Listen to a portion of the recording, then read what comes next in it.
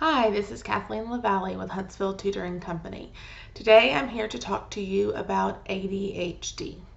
So over the past year or so, this has become something that has been a huge part of my life for many reasons.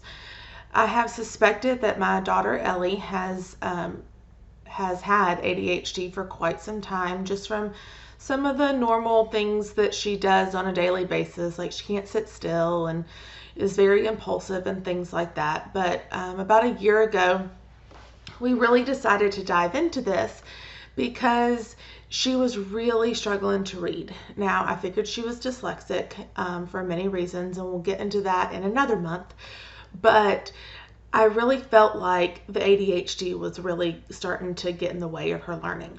And so I took her to a psychologist and he did some testing. And it was very obvious very quickly that she did have ADHD. He did several tests, but just after the first evaluation, he met me in the office and just kind of nodded his head without, giving me the official report yet, and said that he would have his report and we'd meet back in a little while. And before that, he had mentioned that we might want to do some educational testing. But at the end of that session, I said, do I need to reschedule another appointment to do some education, evaluations? And he said, no, we need to get this under control first. And I said, okay. So that was really the answer that I needed right there. Like, I knew without a doubt that this was something that she was struggling with, and that was a pretty big part of her life at this point. So, you have to wait for the report, then you have to get another appointment with the pediatrician, and we chose to go ahead and do medicine. We chose to do medicine for her because she was struggling to read, not because she didn't know the sounds. She could tell you every sound. In fact, if you gave her a sentence to read, she would sound out every sound in the entire sentence. Not as words, she would sound them out as sounds. She could not blend. And she couldn't blend because she could not hold the sounds in her head long enough to blend them together. That's how severe her attention was, or her lack of attention was. And so I'll give you a quick little overview. Like I said, we did decide to do medicine. We put her on one.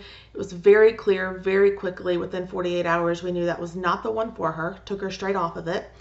Went back, started another one, and kept her on that one for 2 weeks. There was a major difference, but it did kind of meet her personality. She lost some weight, and so we decided with the doctor that we needed to try something different, because it was still not just the magic pill that we needed. And so we moved to a non-stimulant, and we ended up keeping her on the non-stimulant for about 3.5 months. We kept her on long enough so that she could learn to read.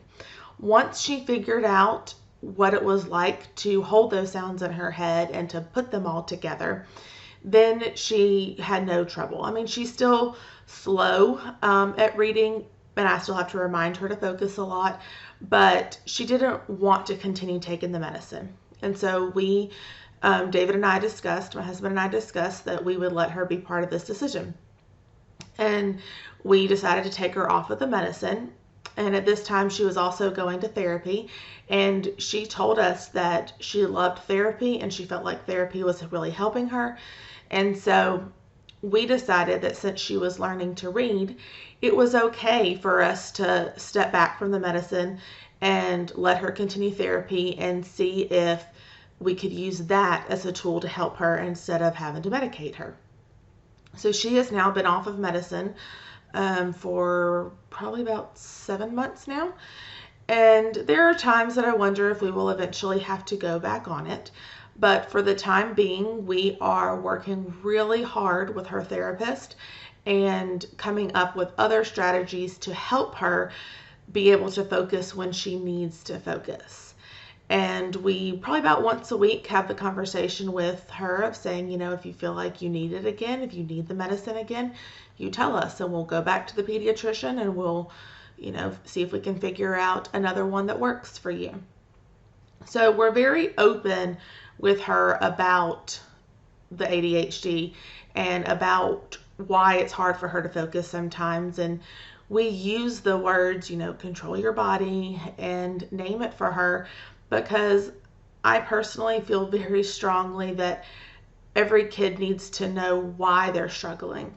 And when you give them the why behind it, they don't feel so left out. They don't feel so different, or they understand why they're different. You know, we have a lot of talks in our house about everybody is different, and this is just something that she struggles with, but we together are going to help her through it. And everybody has their own struggles. In fact, I've often wondered if I struggle with this myself. And so before I took her to get tested, I actually last summer, I went and did the testing with the same psychologist, and I have ADHD combined as well. Now, I'm an adult. I've obviously lived with it by myself, you know, without any type of intervention for a long time. So I find ways to cope with it. But like I pretty much constantly shake my leg, you know, I'm moving my legs and stuff like that. But I decided to put myself on medicine as well to see if it made a difference for me. And I will tell you, it is night and day different. My husband will even say on days that I forget to take it, it's very obvious that I have not taken my medicine. And I've only been taking it for a year, but I can tell a big difference. So I am not somebody who is, you know, always jumping down your throat saying, you need medicine, you need medicine, you need medicine. But I will say that I feel like there is definitely a time and a place for medicine. But there are also so many amazing strategies that you can use that are not medicine. And we will get into this. This video is already kind of going long, so I'm going to stop.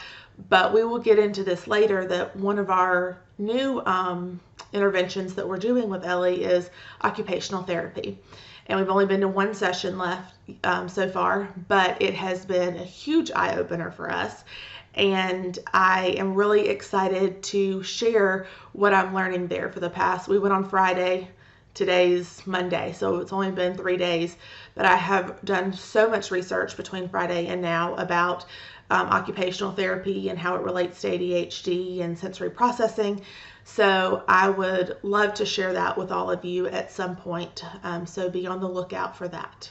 But I hope you have a wonderful day, and I hope that this gives you a little bit of information about ADHD.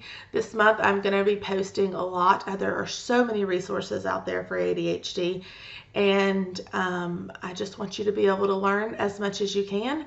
I will probably do a couple of extra videos this month because there is just so much to talk about in relation to ADHD. But first I wanted to share with you our story.